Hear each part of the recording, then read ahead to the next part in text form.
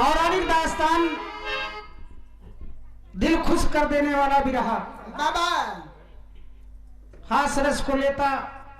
और हास रस में सागर में डुबोता हुआ गीत ले जाएगा। लेकिन दिल थाम कर बैठो, समय को देखो। अरे तू कहे बाबा चिंता करत है यार। ठीक है चलो, वो हमारे हाथे में बा।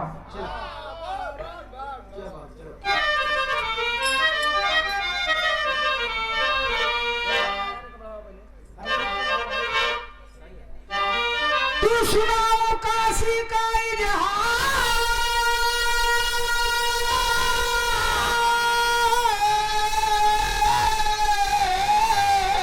विप्र का लगा रहा दरबार।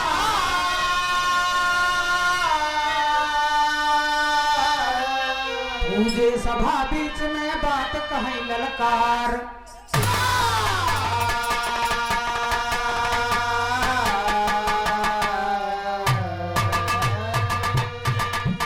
काशी नरेश का दरबार लगा है। तमाम मंत्री राज पुरोहित को बुला करके काशी नरेश ने पूछा कि आए मंत्रियों, आए मेरे राज पुरोहितों, हमने सुना है, अपनी आंखों से देखा है कि यह नगरी भगवान भोलेनाथ की बसाई है और यह नगरी टेढ़ी क्यों हुई, इसका कारण एक माह के अंदर खोज करके लाओ, अन्यथा मैं सबको बंदी गृह में डलवा दूंगा और जिसको मैं आदेश दूं। मंत्री को बुला लिए राज पुरोहित कहा सरकार हमका ना ही मालूम बा। मंत्री के कहन भाई बताओ कि तुम्हारे आजा के आजा हमारे दादा परदादा के यहाँ ये नौकरी वाला काम करते चले आए। मंत्री का पथ्या क्या तुम्हारे परदादा ने नहीं बताया? कहे अगर महाराज हमारे दादा बता होते तो तुम्हारे दादो तो जानत रहे होई। कहन ये मेरा जवाब नहीं हुआ। एक माह के अंदर इस बात का पता लगा करके बताओ कि नगर ये काशी करवट क्यों हुई। यहीं से विरह की शुरुआत में एक लाइन हल्का से गजल का संकेत हुआ कि नजरे मिला मिला के मुस्कुराई।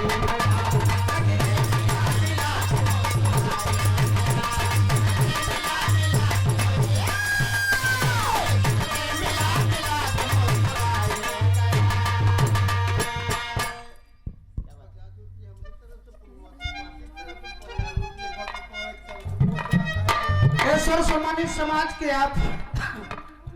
जनप्रिय लोकप्रिय गप्पू पाणे भैया जी की ओर से 51 रुपया और घर मलिकार महोदय पूर्णवासी पासी चाचा जी की ओर से 51 रुपया चरण वंदन है। तो नजरे मिला मिला के मुस्कुराइए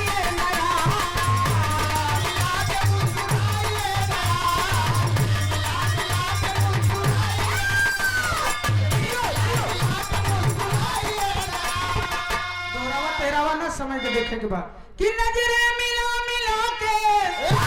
मुस्कुराइए नया, इतने करीब आके दूर जाइए नया।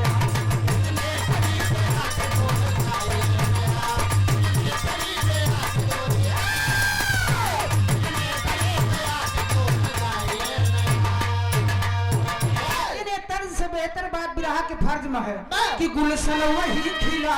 गुलशन वही खिला, मंजूर हो खुदा।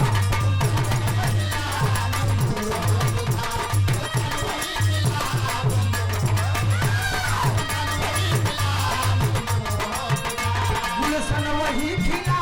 मंजूर हो खुदा। मंजूर हो खुदा, गुलशन वही खिला, मंजूर हो खुदा। सबको वही मिला, मंजूर हो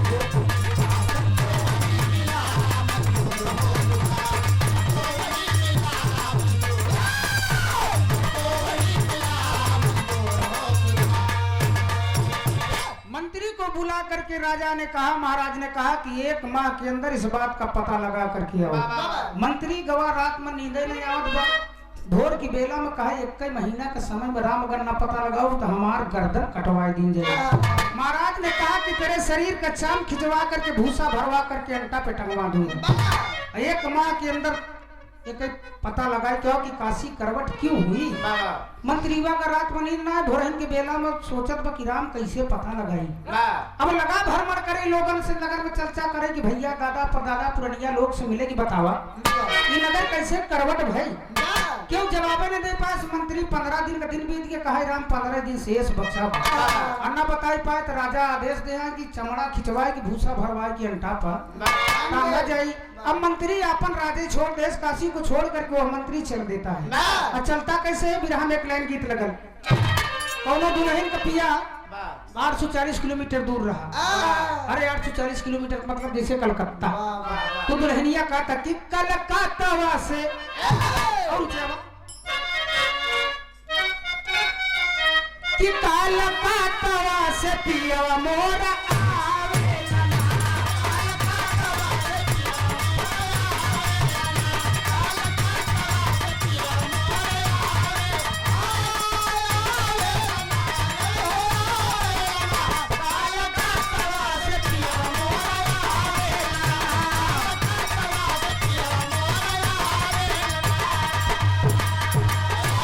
मोरी करके हरी फुफुनिया मोरी सरक के पिया माया बाई अखिया सगुनवा बतावे लना बाई अखिया सगुनवा बतावे लना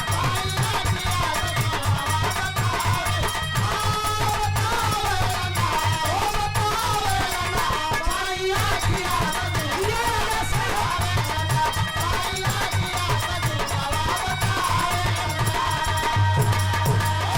मंत्री छोड़ दी हले अपना भवाना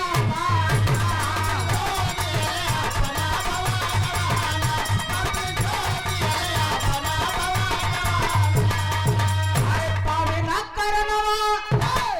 धूमिल होई गईले मनवा कि मंत्री छोड़ दी हले ना बहता पीर गईले जंगलदार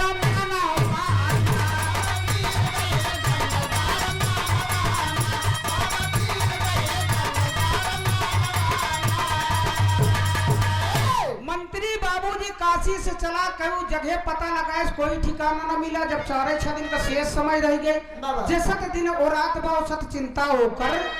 बढ़त बात गवाऊ ही जंगल में एक डेरा बने दिन बा तो चुतराए पतराए के एक ही देखे तो बढ़िया पर्वते का पेड़ बरगदे का तो गुफा बढ़िया से कोना टाइप के बना रहा तो वही दिन में छुप जाए कि केहू देख न पावे और रात में निकले तो वह जंगली जानवर मार के भूंज भर के अपन पेट पाले नदी तालाब का पानी पी के दिन काटत बा। एक दिन का मालिक को करे जीवन में चमत्कार करें जौने बरगदवा के पेड़वा में जाए कि खुनरवा में सोवत रहा भोर की बेला में वही एक गिद्धी एक गिद्धा का जोड़ा आए के बैठ गए गिधवा से गिधनिया कहा हे गिध राजा गिधवा कहा दुल्हन कहा देखा हमारे पेटे में तोहार गदेला बा और दिन नियरान बा अगर कहूं से बढ़िया मनई के मांस लियाए कि खियाई देते गिधवा कहा चिंता मत कर पगली छोट मोट मनई के मांस नहीं 4-6 दिन बचा बा काशी नरेश करवट काशी भई कहे अब मंत्रीबा सुने तो लगा कान पारे अब उही को नरेश झांकत बा कि राम में जंगलवा मन कोनो मनई दिखात बा ई बतिया बोला तके बा अब उही को नरेश मूड़ी निकाल के पंचौ लगा झांकई चारियों कति को दिखात न बा तो ऊपर जब देखे तो कहा गिधनिया गिधबात नहीं फुसफुसा कहा तब मंत्री ने बोलत मन डोलत वो सुनत बात गिधवा कहा गिधनिया से पगली चिंता न कर 4-6 दिन के बाद काशी नरेश का मंत्री ओकरे शरीर के चमड़ा खींचवाए कि भूसा भर के अंटा बटांगा जाए मांस होकर ही जंगल में फेंकी जाए बढ़िया मांस मिली जम के खियाव तो का चिंता ना कर गिधवा कहा मंत्रीवा सोचत बा कि का कैसे मालूम बा गिधनिया कहा पिया एक बात बतावा जब इतना बात जाना था कि बात तो हम तो पक्षी के जात कि राजा काशी नरेश के आदेश भाई बतावा कि फिर तू यहो जाना तो हो गया कि जौने मंत्री बेचारे के ऊपर ही 1 महीना का समय दीन गई बा तो काशी करवट कैसे भाई एक कारण यह जो कहन रे जंगल में पगलो दीवारों के कान हो था तनी हमारे में भितराई ले अपन कान हम बतावत है का कारण रहा बिरहा में गीत लगे भैया किस्सा ना ना रखिया डोलई बहई जब पवनवारा कही जा भैया जी से दे देते न गवनवारा कह कूड़ा न दौड़ा चाहिए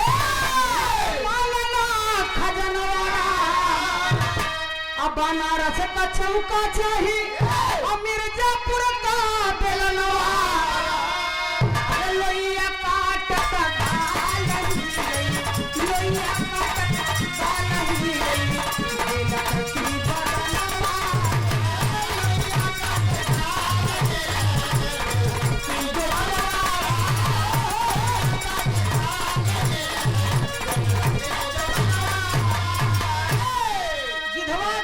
से कहा वो सुन अब हम बात बतावत है लेकिन ये बात तोरे न हमरे बीचे में काशी का है करवट भाई तमाम कलाकार गाए दादा रामधार लिखे नगरिया काशी करवट हो गई तो हमारे महाराज जी इस गीत को लिखे थे करवट हुई लेकिन क्यों करवट हुई गीत के अंदर कहना था कि गिधवा बोले गिधनी से गिधवा बोले गिधनी से सुनी ले बयाना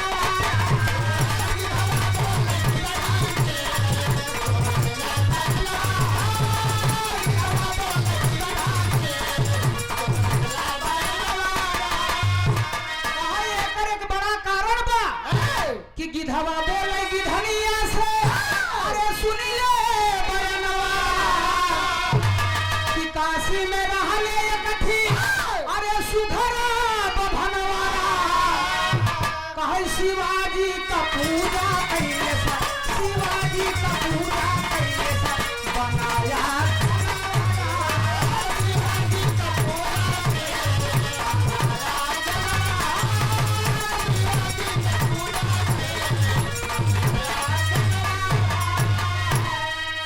शिव शंकर का पूजा करत रहा ज्ञानी होकर के गांता का काम करके बड़ा सुघर दुल्हन रही पंडितवा का कहे पंडित जी के पढ़ाई बड़ी सुघर रही लेकिन उनका इश्क बड़ा खतरनाक होता भाई कहा गया कि इसका का मार्ग कितना कुटिल मार्ग है इसके बाजों का इतिहास में आ गया इश्क में इंद्र गौतम के दुश्मन बने जब अहिल्या का पानी उतारा गया चंद्रमा गुरु बृहस्पति का प्रिय था गुरु की पत्नी से ही कर नजारा गया लिखते हुए शर्म खाती कलम इश्कबाजी में इंसान बड़ा खतरनाक चीज होता अब गिधवा कहा बभनवा शंकर जी का पुजारी रहा घरे में बड़ी सुघर दुल्हन रही लेकिन एक घटना घटी गई घटना का घटी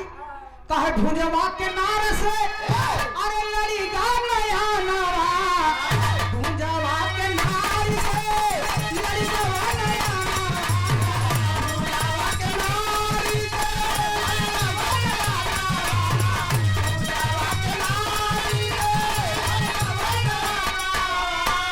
चर्चा बढ़ाई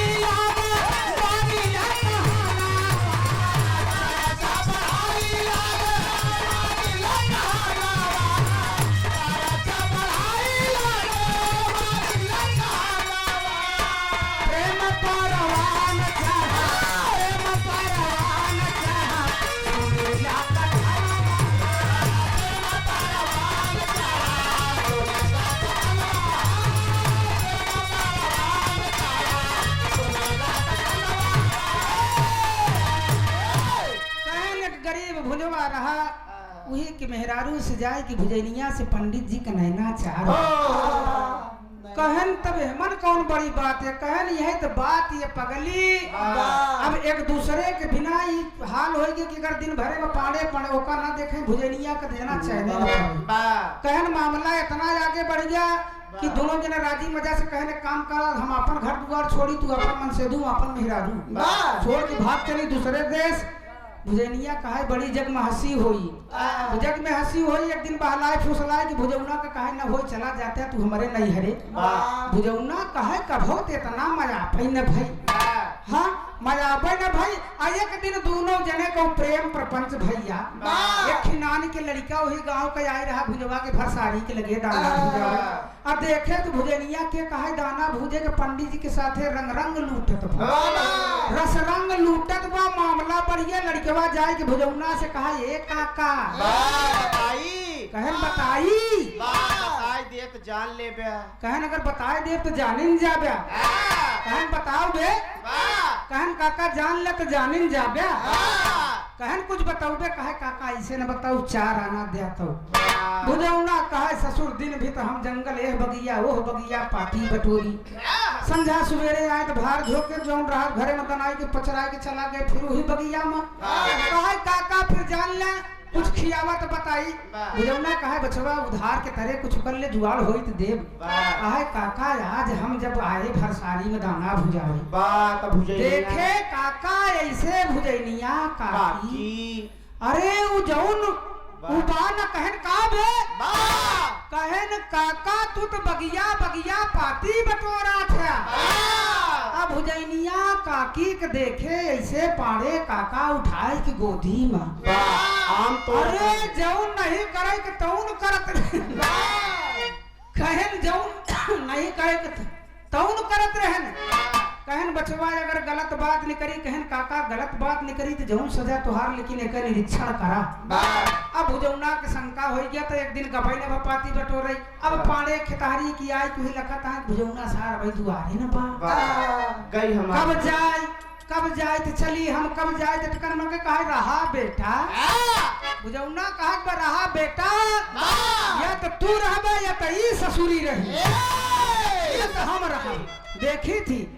अब भुजैनियो तकर मकर करे बात घाट पिछवारे की गए पानी घूम के हैं भुजौनो लखन अब रहा दोनों जने सकरा पतरी होगी कि जा बाय भाई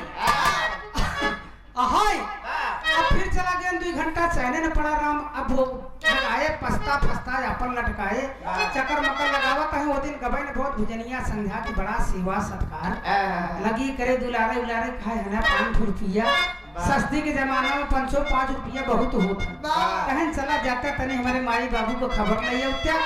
हां देखिए उत्या का हाल बा काफी दिन हो गए हमका तो कहन भुजौना कहा एक बात ही बताओ नहीं हर तोर या बाप महतारी तोर आई भौजाई भाई तोर आई मोर तो केवल रिश्ता में सबसे बड़ा प्रीत तोर बा चलत हो तो दोनों जने चली कहन जाती 1 घंटा में सट से चला जाओ क्या अब मन विचार करे ला कहा कि अगर इन्हन का पकड़े के बरंगे हाथ तो कुछ खेला करे भोर भिन सारे भुजौना करे इसका तो होई गवा भिन सारे भैया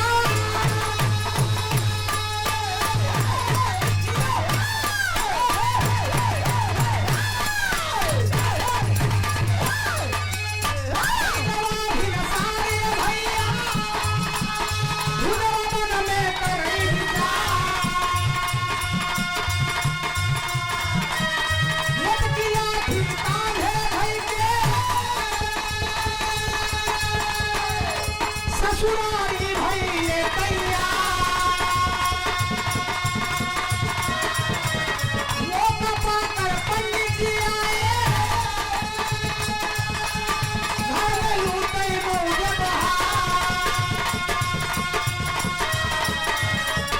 वो पैसा घबे लगी देना वो पैसा घबा लगी देना भुजवा चल भाग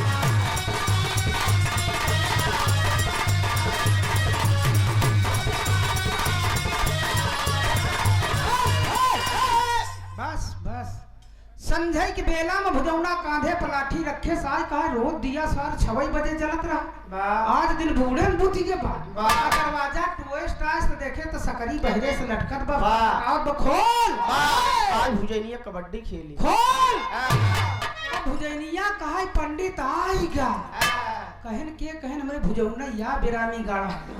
कहन कहाँ लुकाई राम कहन कहाँ लुकाई और लगन टोवर टावर तो एक कई कमरा कच्ची बखरी एक कठी कोठरी बा और ये लगन टोवर टावर बड़े की बड़ेरी में तो पकी जाई का तो भुजनिया के कहन है भुजनिया इसे तई सहबा धुतिया उठौते ती दोनों गोड़वा के बिचवा में हम तो पकी जाई कहन रे नरको ठिकाना ना मिली मारी डाई एकदम कहन करी का कहन देखा एक चांस बा तू ही हमारे भरसारी में घुसुरा लगावा मोड़ी हम पीछे से ताकत लगाओ दोनों गोल लगाए के ठेल दे ये भरसारी में जा घुसुर अब आई दरवाजा खोल दे बिरामी गड़ा हेरी जब ना पाई तो बहरी नहीं करिए लहान लगान फुसुर फुसुर भुजौना का तो बड़ा देर लागत बा आ दिया जलाए के खोल दरवाजा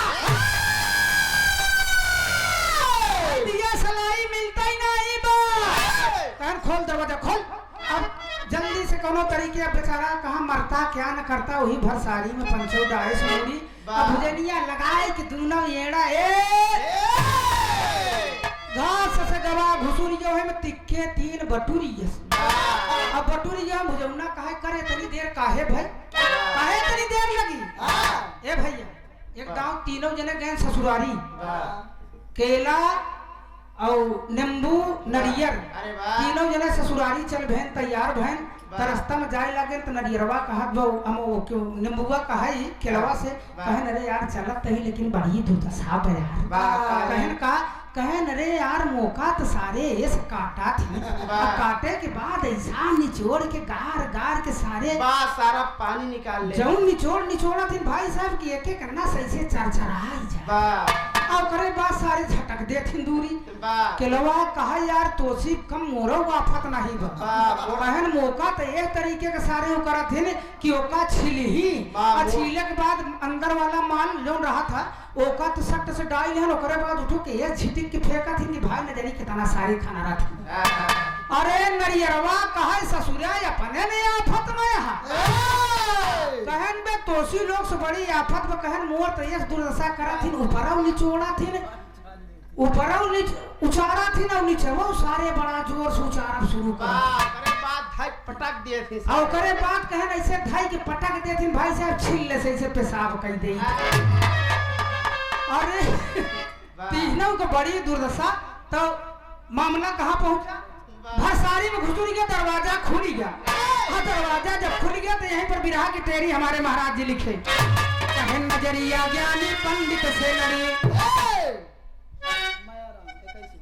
आदरणीय आप सब देव सम्मानित मैया राम प्रकाश भैया जी की ओर से कई रुपया चरण वंदन है सकल पंच के नमन कहा नजरिया ज्ञानी पंडित से लड़ी अरे नजरिया ज्ञानी पंडित हो नजरिया ज्ञानी पंडित से लड़ी ज्ञानी हो के विप्र जी बन गए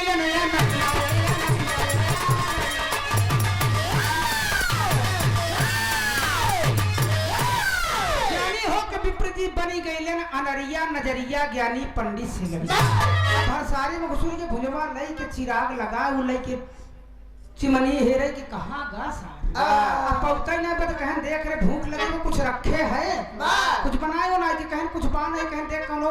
कुचरी सुचरी में 2-4 मुट्ठी चने सना हो चौरे सौ लिया भरवा में भून तो अब भरवा में तो लुकान बा कहन कुछ भोज भर कहा एक काम करा सो जाते सुबेरे कुछ बनाओ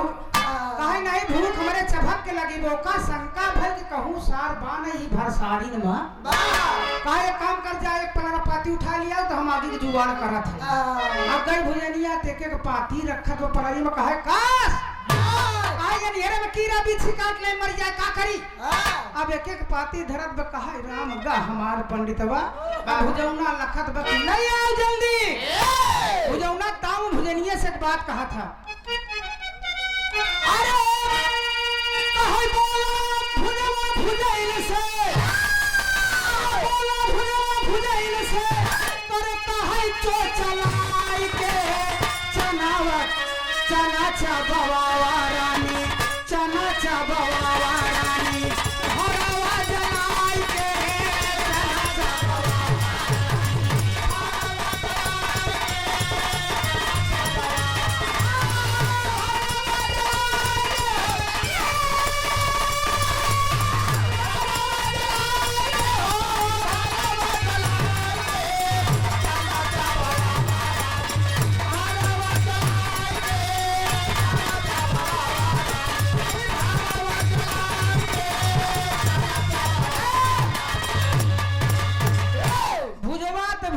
बोला चोचलाई के चनवा चबवावा रानी भरवा जलाई की ले आओ ये तनी के गिया लगौते हम कहूल के इसे चबा ले 4 दाना पेटवा में गिलास पानी पी के सोई जाई अब आग लग गई तो एक एक पाती झोकत बे झाके जाती बे ना कहे भरवा में का झाकती है अब कैसे कहा कि हे बाबा अब जैसा पाती जब लगी जले तो बटूरा जा बसिकुरा जा भुजौना उठाए के 2 झौगा पाती इकट्ठे चर से मार आज खरखराए के आग पंचौ लगी जले अब वही में पंडित का शरीर बेचारू का लगी झुलसई और आई तो मेहरारू से प्यार करबे अब चिल्लाए कैसे अब मामला फसक गया कि राम हम भगवान का भक्ति छोड़ के ना कैसे सुन दूसरे के अब जलने लगा तन और जब तन बनने लगा देवाधिदेव महादेव कयासन डोल गया कि मेरा एक भक्त केवल प्रेम के नाते भुजवा के भरसारी में जल रहा, मैं सृष्टि पर उथल पुथल मचा दूंगा। उसी वक्त अपने पुत्र गणेश को आह्वान किया कि बेटा आज तुम्हारी आवश्यकता मुझे पड़ गई है। इंद्रदेव को आह्वान कर दिया कि इंद्रदेव करके काशी में घोर जल की वर्षा करो, काशी जल ही जल नजर आए। आधा के लाइन में कहना बा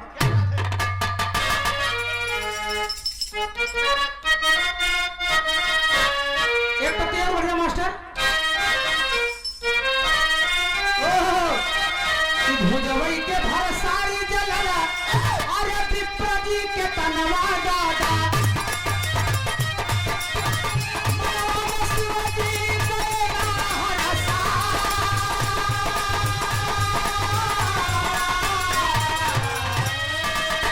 इंद्रदेव जल ही जलता पहिले बरसिया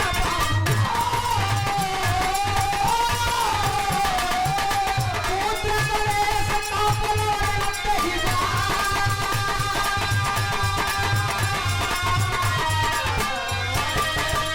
इतने पर चैन नहीं पड़ा, बखरी में मट्टी का तेल छिड़क के आग लगाई दी। अब धड़ धड़ करके जलने लगी, अब कहाँ बची? अड़ेर बड़ेर आस बांस जितना रहा सब बाबूजी गिर गया जल करके और वो शरीर झुलस गई। काया जल करके समझ लीजिए एकदम कि चमड़ा तो ससुर खत्म। भोलेनाथ गणेश को बुलाए। अब जहाँ बा बेचारा शंकर जी जितना लगा पानी पहुँचते नहीं बा। गणेश जी के कहन बेटा तुरंत बिल बना दो। अब गणेश जी अपन ताकत लगाए भरसारी तक ले जाए के सुरंग बनाए, लेकिन पानी जब पहुंचा तब तक देर हो चुकी। भोलेनाथ मायापति सब माया को जान गए। तब आए भोलेनाथ भुजवा के दुआरिया,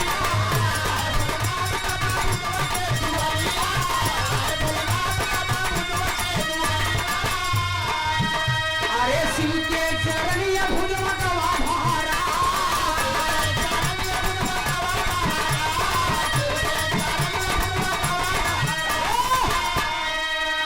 क्रोधित तब लाल लाल आंखें भुजवा गिर पड़ा गोरी में। भगवान भोलेनाथ पीछे कर लिए पक्के हाथ ना लायक। अरे एक प्रेम के अटूट प्रेम के नाते तुमने मेरे भक्त को अपने भरसारी में भारे में जलाए कि मार जाए। कहा प्रभु हमका तनको नहीं पता रहा, लेकिन एक बात बतावा कि कौन ऐसा मर दे कि ओकर मेहरारू दूसरे के साथे अगर करे का इनके घर में मेहरारू नहीं रही। भोलेनाथ ने कहा कि प्रेम एक ऐसा अटूट संबंध होता है कब के करे ऊपर आ जाए, कब के करे ऊपर प्रेम आ जाए, प्यार आ जाए। और प्रेम जैसे पवित्र रिश्ते को तुमने नापाक किया है, जला करके मेरे भक्त को मार डाला। कहन मैं तुम्हें जला करके भस्म कर दूंगा। भुजनी आया कहा प्रभु इनका न मारा, सारा दोष हमार बा। भगवान भोलेनाथ कहन जा अपने भरसारी से मेरे भक्त की लाश निकाल कर। और जब पहुंचा बाबूजी खोदे उतारे से अपन कराहा सरा तो हम देखे तो पंडित जी तीन तिक्के तीन ही में चमड़ा समड़ा तो सब खत्म बा। हाड़े हाड़ बचा भोलेनाथ के लिया के सामने करे तो का लगा झाड़े उड़े तो जितना झाड़े तो चुई जाए। अब जैसे टेढ़ रही भोलेनाथ भुजनिया कहा प्रभु सजा दे के बता हमका दे। ई प्रेम करे से भक्त तोहार सजा पास, लेकिन पूरी पृथ्वी के हमारे भुजौना का सजा न दे, एक सजा न दे। कहन मैं ये काशी पवित्र मेरी बसाई नगरी पर अनर्थ हुआ है, और मैं इस नगरी को आने वाले समय में हर लोगों को इस बात को ज्ञात कराऊंगा कि अगर जब भी भक्तों के साथ भगवान के भक्तों के साथ अन्याय होता है, भगवान कतई बर्दाश्त नहीं करेंगे, परिणाम सकल जग देखेगा। तो जैसे जल का उत्तन हो कई हाड़ बचा रहा, भोलेनाथ वही तरीके से करवट कर दिए, लेकिन हड़वा कहाँ ले गए? हड़वा ले जाकर के भगवान भोलेनाथ वही काशी नरेश का जहाँ किला बना राजधानी के नीचे भुजौना के कहने ले चल के तय का उकर ए बरे की हो जात, लेकिन कलयुग में अगर कोई प्रमाण मांगेगा, ये सतयुग है, त्रेता आएगा, अगर किसी युग में कोई प्रमाण इस बात को मानेंगे तो वेद पुराण के बात कितना जने कहें अरे यार वेद लभेद बाकी सब ससुर झूठे पूरा तो लिखा भाई। कहें इसका प्रमाण अगर कोई लेना चाहेगा तो ए मेरे भक्त की चिता है, एक जब खोदा जाए कब्र से एक हाड़ ऐसे सुरक्षित रही गली ओले ना। इतनी बात मंत्री वा सुनस कहा पाई गए उत्तर गिधवा गिधनिया से कहा लिया बाबा का बिटिया अब चाभी मांस खियाऊ तो अरे ये है तो माराई वाला राम चिल्लाए के छाती पीट के लगा हल्ला मारत पहुंचा राजा काशी के दरबार में। महाराज के दरबार में पाएंगे दुहाई सरकार की काशी नरेश के सामने खड़ा होकर कहा महाराज उत्तर पाएंगे। उत्तर मिल गए काशी काहे करवट भाई कहन ऐसी बात ये महाराज कहन अगर गलत निकला तो गर्दन कटवा दी। कहा महाराज के सबूत मिली कि अपन महल गिरावा। महाराज कहन कभी महल गिरावे कहन ये महल गिरेगा ये महल के नीचे तो कई बात और राजा के बाबूजी ये बात का शंका उमड़ा कहन नहीं ये बात सत्य होगी। तब वो विश्वास न पड़ा कहने का खुदवाओ जा कहन खुदवा के देख ले प्रमाण मिला। राजा भी संतुष्ट हो गए फिर से महल बना और जैसे भक्त की लाश जली थी जैसे हाड़ बचा था भगवान भोलेनाथ उसी तरीके से काशी को करवट कर दिया। अरे तो बचाए भगवान ये भाई बचाए भगवान हो बचाए भगवान तो अपने भगतन कल जिया बचाए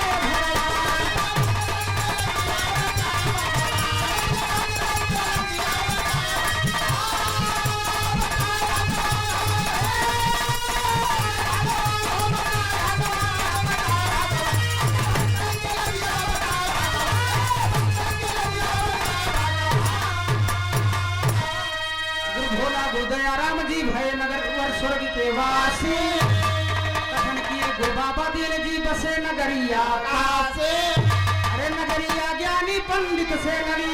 जिभिया रत्ना करके गाँव साध